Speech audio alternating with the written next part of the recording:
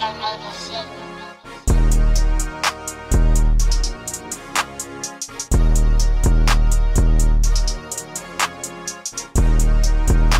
young and I'm living my life, and you know you're right, and I'm the type to pull up to your bump, get your number, baby. Is that right? Did I get that right? Pickle. Pickle. Pickle! That's it. It's all pickles. Pickle.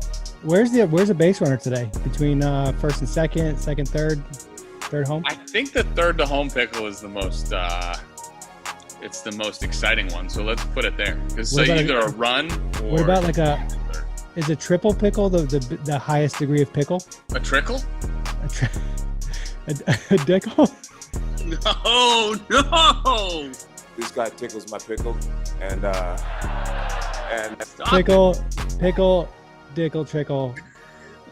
The triple pickle is intense. You got like the base runners going everywhere. Guys, like two guys on one base. Let the Henny trickle get over. A lot of possibilities there. I can go. I'm mixing everything in the song today. I can see that. Let's jump right in. Let's hit our topics. I had texted producer Patrick over the weekend. I have a very specific case for this. Moment you knew you were in trouble on the field. Your biggest moment on a baseball field. Chris. Kidding. Ever so confident, Chris? Do you have any moments ever in the history of your life where you were like, "Ew, this ain't it. I'm in trouble"? It was actually when I was the most, I think, confident about my career. I guess there were really two. One was when I was not confident about my career. Double A, spring training, just a hot mess. Like I'm trying to make a team. I'm 28 years old, trying to make my first affiliated full season roster. Nobody knows who I am. And the only experience I'd ever had was being cut. So I'm trying to make sure I'm impressing everyone instead of just going out and playing baseball and letting the cards fall where they may. Because at the end of the day, as athletes, like we're at our best when we're just playing. You have to just go out and play. Like you can't stress on what this guy thinks or what anybody else might be looking at or what they might want from you.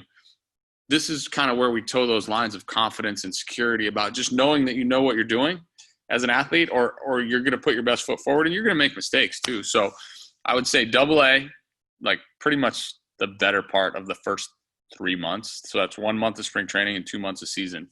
And then this one's kind of funny. I'd never faced Joe Kelly before. I'm with Toronto, and I started out pretty good when I got to the big leagues. I was feeling good in AAA. I think I was something like 7 for my first 11 in the big leagues, and then we're facing Joe Kelly. And I remember he threw me a fastball at 99 or 98, and it went like this across home plate. And then he threw me a slider, and it went, and I went, well, I have no chance at hitting any of these. And I was standing in the box, and I remember the good thing was I was able to laugh at myself and be like, well, I mean, he's doing this to everybody else too. And then I actually hit him okay. He would get behind in counts a lot, so it afforded me the luxury to kind of hunt more fastballs and stuff like that. But if he just threw strike one, like I would be standing there and I was like laughing. I was like, there's no chance I'm getting a hit right now. Kind of funny. Not a fun feeling. You actually just triggered another memory in my mind. 2003 NECBL All-Star Game. This kid, I believe his name was Ryan Mullins. He played for the Rhode Island. I forget. It was the Royals. It was the blue. They had an awesome hat. But lefty, like 6'7". Huh? River Point Royals. Thank you. And it's like, I think he was 6'6", 6'7". First pitch he threw, I think it was like 92, but outside corner with like a lot of run. And I was like, wow, I've never seen that much run before. That looks hard. And then the second pitch he threw was a curveball, except I thought it was the same pitch. I thought it was a fastball away. I literally did not see it. And it almost hit my back foot. And I just remember turning the umpire being like, if he throws that, I can't hit it. There's no chance in the world that I'm going to make contact with that. So that was scary. The initial one for the topic was New Jersey Jackals. This would have been 2016. I had this hellacious at bat against this Dominican kid that was throwing hard. No clue. 2000 what? 2006. You said 16. 2006, whatever. Wow. They had 6 in it. Yeah. It's close. It's only off by 1. This kid like throwing fireballs. I don't know what the velocity was, 95, 96. Could have been 92, could have been 88. I don't know. It felt really fast.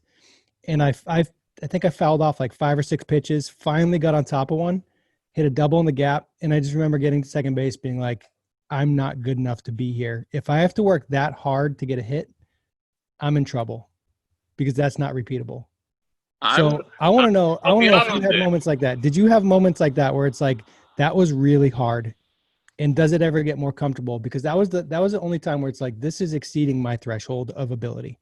I would say there's a couple of pitchers that no matter what you do, right? There's probably like, I don't know, a dozen pitchers in the world. And it's probably more than that. I'm saying a dozen that I could think of off the top of my head where no matter what you do, you're not going to hit them. They're your kryptonite, right? Like you don't see them well, whatever. And those guys are all different for everybody. David Price was one to me, and Chris Sale was another one where I would go into those guys deep. Huh? Didn't you take both those guys deep? They're both in the books. Yeah. Yeah. So if that's how we're defining success, then yeah, and I have a homer against each one of them. And I'm not gonna lie to you, both times that I hit the homers off them, I was running around the bases like, oh my God, I can't believe I just did that. Like literally, I can't believe that just happened. I'm gonna act like I knew I was gonna do it. I'm also 2 for 13 career off both of them. One of them struck me out 8 times. The other one struck me out 9 times. So if I had to play my whole career against either one of them, I don't think I would have had a very long career. Just a little blind squirrel at bats going on. So, I mean, look, and I think that's part of baseball, right? You're going to have guys that you just don't feel comfortable with. And those are – so where I would say your feeling of like, if I have to work this hard, I don't belong here, I would say it's the opposite. Like that's grinder stuff to me. That's what defines being great. Like that's what allows guys to be great is being in circumstances where they're not supposed to feel comfortable or they're not going to feel comfortable, and they figure out a way to compete and to be productive and to even give themselves a chance to get a hit. Yeah. I wish I had more of your perspective in that moment. That's for sure. Next topic. Shocking, groundbreaking news. Umpires make mistakes. Study came out. They analyzed, let me get the number right. They analyzed 4 million pitches over the course of the last 11 seasons. That's a lot of pitches. The quote was, the findings were troubling. So incorrect ball or strikes averaged 14 mistakes per game, or 1.6 pitches were wrong per inning. In the words of Jason Ferber, that ain't it.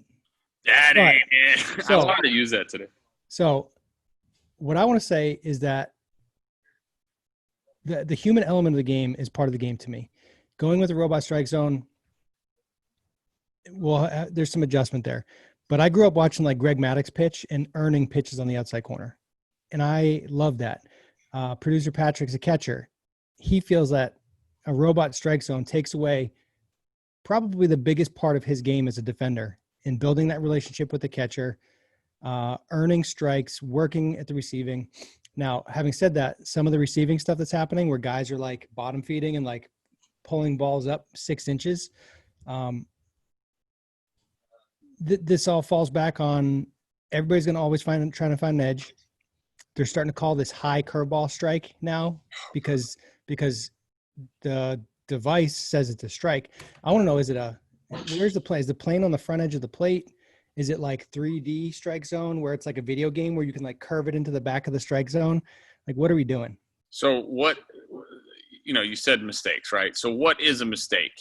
Like, what is a mistake for an umpire? So we've arbitrarily tried to define the strike zone based on the parameters that are either in the rule book or, that have been generated over time because technology has allowed them to be created. But the reality of the situation is the strike zone is an opinion. It is not a fact of the matter. It is not a thing. Like the strike zone is not defined by that box, because for 100 years that box didn't exist. Now, it was at an umpire's discretion. And if you think about it, really, the baseball field is 2 lines, home plate. So if the ball lands on one side of it, it's fair. If it lands on the other side, it's foul. Strike zone's not like that. It's the edge of home plate. And it's the only place in sports where that's true. Like, out of bounds lines are not just imaginary lines in sports. Well, NFL's catch rule is kind of on the fence right now too. So no, I know what you're saying. The ball goes in the hoop or it doesn't. Yeah, like it's either in the goal or in the hoop or inbounds or not. And so the strike zone is a judgment for a lot of guys, and especially we have a lot of hitters that vary in height and where they stand and things like that. So like you said, the human element of the game is incredibly important, I think, to baseball. It allowed catchers to get better because they knew how to frame pitches better. It allowed hitters to establish that they knew the strike zone enough to be able to say something to an umpire. It allowed guys like Greg Maddux to, if you prove that you can throw a ball to a certain spot over and over again, then yeah, I'm going to give you one that's a little bit further off, especially if the flow of the game, like the flow of the game in baseball, and this goes hand in hand with the analytical stuff. Like the flow of the game dictates what the game is going to do. So if the pitcher's cruising and he's hitting his spots, then he earned another call. Now, as a hitter, did I like it when I went back and looked at a ball that was that far off and the guy called it a strike? No. To your point, the breaking ball up in the zone, the pitch that you completely miss with. I'll never forget. Betances threw me a 3-2, up and in breaking ball, completely missed his spot. This guy's hard enough to hit it as it is. And the guy called it because he said, "Oh, I bet you it clipped the box." And I'm like, he was aiming over there, and he threw it over there. So that's hard to hit. So look, my opinion about the whole thing, and it kind of goes to what the article I think is trying to get at. I think the strike zone is fine the way it is, right? And yeah, guys are going to make bad calls. Umpires are human. They don't stink. They're human. It's really hard to umpire a Major League Baseball game. So what they should do, realistically, allow a challenge or 2 per game for every hitter. You don't like a call, especially with 2 strikes, and that's the only place where you need to lock it in. Just let a hitter challenge it. And all the hitter would have to do is turn around and be like, challenge. And then buzzer in the ear, yes or no, let's move on. You know what I mean? They do that in tennis where they get challenges, and it goes pretty quick. The thing that's frustrating as a fan is we're watching the game. We see the box. We see where the ball crosses. The person that needs that information the most doesn't have it. So I get really impressed when umpires make really good calls on really close calls that you couldn't see with the naked eye. That's even on the bases when they make those calls and the guy misses a tag or whatever. When they make that call, I'm like, whoa, that was pretty good. And look, I've played at every level. I think it comes down to having feel. Umpires, if umpires can have feel for the game, feel for who's in the box, but it's all about awareness. It's about knowing who's up to bat, who's pitching, what the score is, how the game's moving, and those things all matter. And I think at the big league level, they probably do the best job of it of anywhere else. So why are we complaining about a pitch here, pitch there, and calling it a mistake? Why? Because the edges of home plate are this far away, and who's to say that ball clips there? And by the way, the technology has a margin of error. So if it says it clipped it, it might have missed it, or it might have been further inside it. So I don't know. Consistency is the key. Try to be as consistent as you can. What do you say to an umpire as a hitter? And this is for young hitters. You turn around and you go, hey, is that as far as you're going? If you didn't like a pitch early in the game. Now you've established a border with him. If he says to you, yeah, that's the edge, that's no more than that. Now, if he calls one further than that, you could say, hey, man, you told me that was as far as you're going. I'm just trying to gauge what I have to work off of here. Yeah. It's tough when you're younger if, there's no relationship with the umpire and you're just you can come off as being a punk if you're like, come on, where's that? Make it about gathering information and learning and a dialogue as opposed to you're a jerk, you make bad calls. Because that won't get you very far. You make bad calls.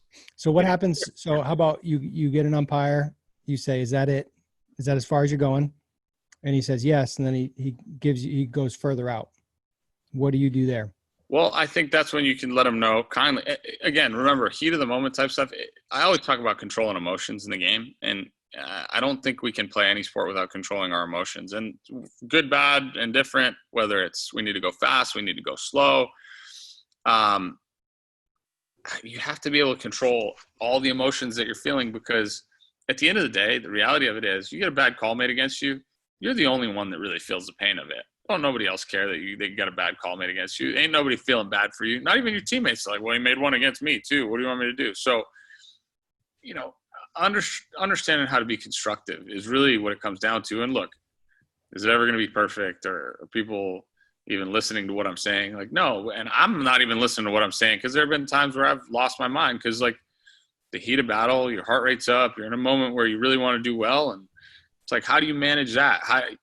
Everything is about managing the emotion and being a reasonable human and thinking about, if I were on the other side of this conversation, what would I want to hear? And then if the guy's mean to you, if you're polite to him, then what are you going to do? I would say that if you ask the umpire if that's his edge and he goes further and you don't swing and he calls it a strike, you've done everything you can to gather information to help your plan as a hitter. So if you, as a hitter, in terms of your pitch recognition, determine that pitch was outside of what should have been a strike, I think you're doing a good job as a hitter. Was it a bad call? That's the one you just chalk it up like, all right, that guy made a bad call. I just got to move on. Can't get too emotionally attached to it. I did what I won the battle with myself, and I made the right decision based on the information I had, and just move on. You can't let it linger. You can't carry it with you. You just got to turn the page.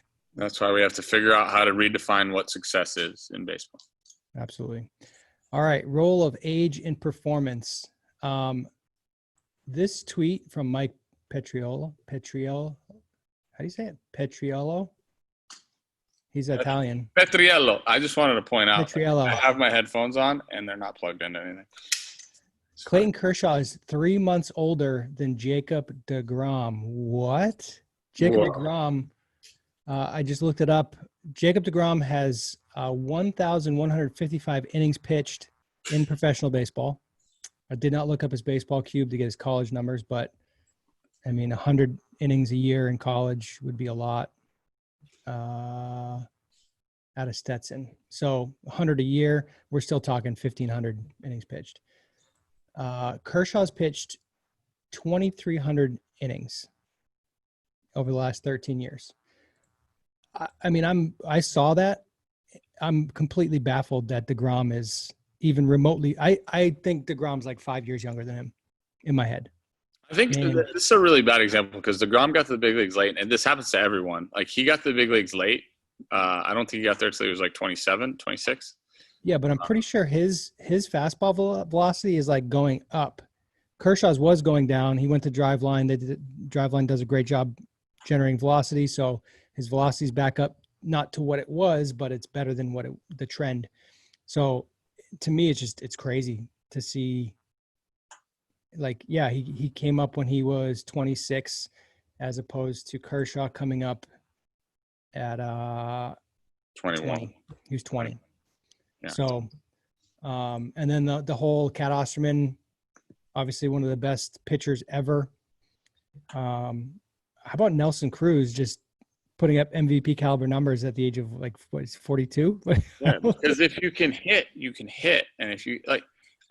The thing that I hate about what baseball is trying to do is define players by age, and look, like, if you can hit, you can hit. Like, somebody was telling me Manny's trying to go play in Australia this winter, right? And he's been trying to keep, like, hitters are going to hit, man. Like, we're not talking about like peak physical condition to be a hitter or a pitcher for that matter. Like, yes, there's some boxes that you need to check, but like the reality of it is, at both of those things, like, because wisdom is going to trump skill set every day of the week with both of those, both of those skills. So the better you know yourself, like David Ortiz was had his best year of his career the year he retired. He was 39, 40 years old. Like, Julio Franco is going to hit till he's like 79. Like, I think he's still trying to hit somewhere.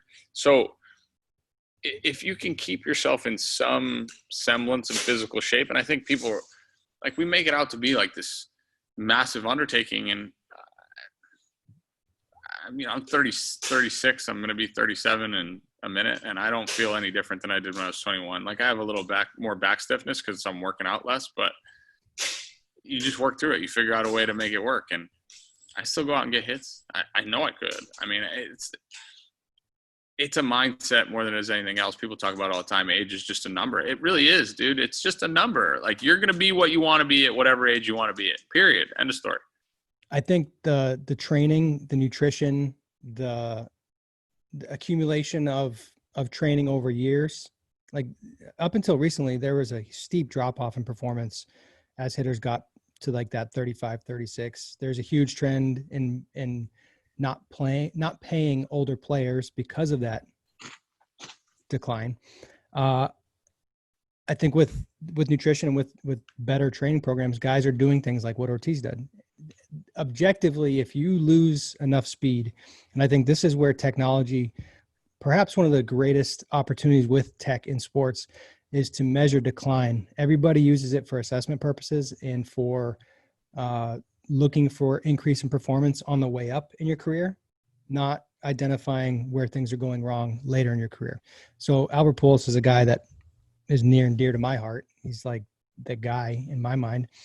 So looking at his bat speed numbers, looking at it at the different metrics that are available, can you measure his force production at the ground level? Can you do motion capture? Can you use breakdowns of his X factor to figure out what's going wrong or where he's declined? And then can that have an impact? Like, can you objectively change what the body's doing to match previous performance and then apply that to the knowledge that they have where, yeah, they can hit? And then I would have specific questions about the eyes and how fast the processing is happening from the visual stimulus, but that's a different. How much does the drop off come from a guy gets put in a really comfortable position in his life, i.e., like what does Albert Pujols have left to prove in the game? Like what is there anything left for him to prove? And I'm not saying like Albert, like I revere Albert. I think he's one of the greatest hitters of all time. But this is more the point of the story. Like you give a guy a 10-year deal when he's 30 and he gets to 35, 36. And unless he's just got that, like he's just built different, like he's got a different edge to him. There's what, like, where's your motivation? Like, you know what I mean? When you've done everything there is to do, like, and things start to become a little bit of a struggle. And everybody's going to be wired a little bit differently. I feel like I'm the kind of person where if you gave me guaranteed money, it would allow me to relax more and I would still want to be the best player I could be. And that's just the only way I know how to operate. It's kind of, I would say the same thing's true of Tom Brady, Derek Jeter, you know, whoever. Like realistically speaking, like I'm watching Robinson Cano have one of his best years of his career right now. Mm-hmm. Like that's a guy on a 10-year deal. Like it just, there's so many other factors that go into it. And let's not discount the fact that, you know, once it says there's, you know, multiple commas on your bank account, like it could be difficult to find motivation when things are going bad, especially if your team's struggling, you know, the environment you're in isn't great. But I'll tell you what, like you flip that script and your team's really good and you got really good young players who are motivating you every day. Like, you know, and look, to your point about using the technology to identify all those things, sure, let's do that. Great. And then let's use the technology to supplement what we know about human beings. But really, like, let's pay attention to the circumstance a little better. Definitely. Last topic of the day, Giannis Antetekoumnpo. Did I say that right? Giannis. Say Giannis. Humility and loss. The quote, "It's supposed to be hard." What does that mean to you? Noted, not a big basketball guy. I know Giannis well enough to call him Giannis. So I know he's an absolute stud. I know he's probably going to win the MVP again this year. Context was he got hurt in the playoffs, right? He had to trust his guys, and he's up for free agency. Is he leaving Milwaukee? And he just had really good answers, seemed like. Yeah. If there's anything that comes across from the Greek Freak to me, it's that he's a really good human. That's just from hearing him talk. I could be completely wrong. I mean, I would imagine he's a good person. People speak highly of him, well thought of. there's two ways really to handle defeat, I guess, at any given point in time. And I would say two ways that I think are professional, I guess, or like what, to me, the way I would envision a guy that I revere kind of handling it. One is this way, with humility. Say, hey, look, it's hard. And the other way is to not complain about it, but, be upset about it and go do something about it, right? And then instead of talking the talk, you go walk the walk type of thing, right? All the other ways, like complaining, making excuses, pointing to this, that, and what could have gone wrong and why it happened and, I was hurt. Like, that's like a sucker's way out, man. That's like what losers do. They just find reasons why not instead of why 2 or why 2K, why 2. I don't know. I think in golf they talk a lot about learning how to win, and it's so easy to lose. It's so easy to do things poorly, to crumble down the stretch. Like your adrenaline gets up, your heart rate gets up, things speed up on you. The emotional component of that, the awareness and ability to stay present and slow things down, that's hard. It's really hard. Like you get up in a big game, like 2 outs, tying run on third. You're like mom's in the stand cheering for you, and your heart rate gets up when you're little, right? So I remember when you were in the big leagues, my heart rate would get up just watching you on my phone, being like, come on, Chris, you could do it, Chris. I can't imagine what your heart rate was like in the batter's box. If my heart rate, like sitting at home, laying in bed, watching you, is up. So learning how to win, like some guys have it naturally. Some guys have to figure it out. When you look at what Jordan does or what Jordan did versus the LeBron and that whole debate, where like Jordan just wins, man. Like when he showed up to the court that day, he was going to win. And that doesn't mean he did win every time, but his focus was on winning and doing what needed to be done to win. And he was going to win, period. The hardest thing about so it's a pyramid, right? The closer you get to the top of the pyramid, meaning like you get to the playoffs, finals, whatever, like all the teams are getting closer and like the margin is, whatever. And what I noticed, especially, we're talking about hoops and we're talking about basketball, and Patrick and I talked a lot during the Bucks series. And I said, if Milwaukee wants to win, Giannis needs to take over, right? Like he just needs to take over because he's capable of taking over. And I would say the same thing about the Celtics and Jason Tatum. And I would say the same thing about the Clippers and Kawhi and the Lakers and LeBron. And because every team needs to have that guy. And this is what Jordan was, right? And revolving around the fact of everything we just talked about, the scariest thing is the fear of what if I don't? What if I mess up? Like, how do you block that out and go, I'm going to take the ball and I'm going to go do it. I'm just doing it. And then I'm going to live with the results, whatever they are. And a lot of players don't have that ability in their brain to say, like, I'm going to go be the guy, whether it goes right or wrong, because there's like hell to pay after if you don't do it in a lot of ways. Right. But it's like the old saying goes, you miss 100% of the shots you don't take. So Wayne Gretzky, Michael Scott. Yeah, somebody has to rise to the moment, to the occasion, and that's not to say you're going to win or you're going to do it every time. Watching the Raptors Celtics series, Pascal Siakam, really good player in the NBA.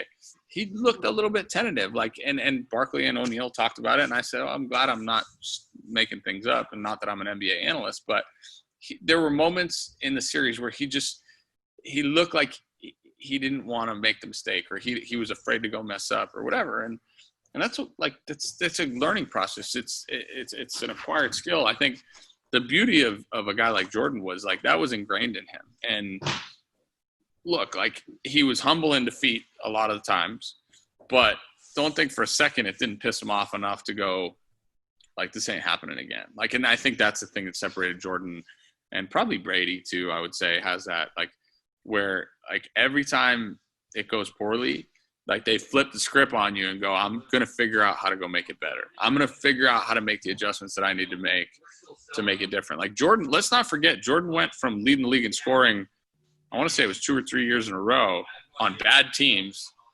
and I think he still won some scoring titles, but like his role on those Bulls teams changed where he had to distribute the ball. Like John Paxson and Steve Kerr hit shots to win championships because Michael realized that in order for his team to win, that was part of what he had to do, and put those trust and build those guys up around you while you're taking your game to the next level. That's special. Use the term taking over.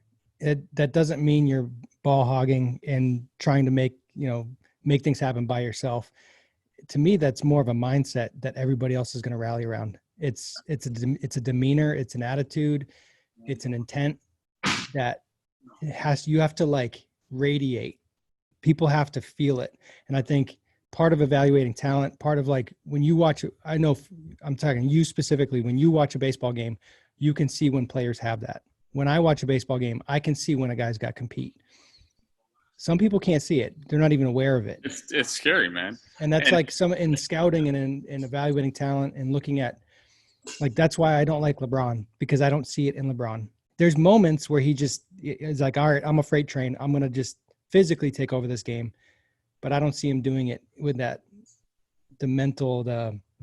the leader. Everybody knows he's the best. Everybody knows he's the best player on the floor, but is he commanding that? I think having the ability to lift your teammates up, man, like having them go to another level. And, if you watch The Last Dance, people talk about Jordan doing it through fear, right? Like everybody was scared of Michael, but like at the same time, like they knew Michael was a good man and like he was a good teammate and he wanted to win. And that was, they were doing it. He was doing it for that reason. And it wasn't like, it's up. not like those guys would sit there and be like, I'm scared that, Michael's going to be mad at me or whatever. Like, and the difference was that Michael could do that because he never asked his teammates to do something he wouldn't do himself. Right now, if you're the guy that wants to, talk smack, but you're not holding yourself to the same standards, then that's when I kind of have a problem with you, and that's hypocrisy to me. And hypocrisy is one of my least favorite things.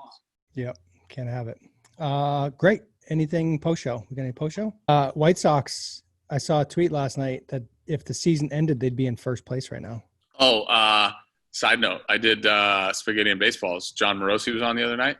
Sleeper pick to win the World Series, Chicago White Sox. So I know we've talked about that. That was John's sleeper? Yeah. He said he's got the Dodgers in the National League, and then he said the American League wide open. But he said, obviously he said, the White Sox are like his, I guess, heartfelt, like emotional pick. Like he's got the Dodgers to win the World Series because his romantic pick.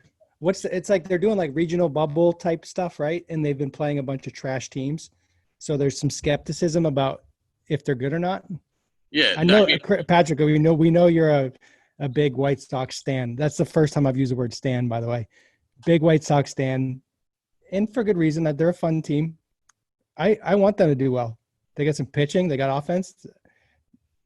We could have a crosstown series. Yeah, they're playing the NL Central and the AL Central. And, I mean, Detroit and Kansas City aren't, you're playing half your games against, or a third of your games against them right now, man. I have one other thing. It's kind of like not a typical topic, but something I just want to acknowledge and give a shout out to AJ Pollock and his wife. There was a big article in ESPN. They had a daughter, Maddie May, I believe is the name, and premature situation in the heart of, like, in the throes of COVID. Reading the article, I teared up reading it, and sounds like she's doing really well right now. AJ's friend of the program, I would say, and just wanted to give them Who's this, Blue Chips, friend of the program? Yeah, he's a good dude. Really, really good dude. I like AJ. I think everything I've heard about him is – yeah, I just wanted to shout out to him and his family, and glad everything's turning out all right. I had known about it a few months ago. Didn't know how things were going, but great to hear that baby's doing good. One love. All right. Pelotero out. Pelotero out. Cobra's out. Related? Stop it on that right there.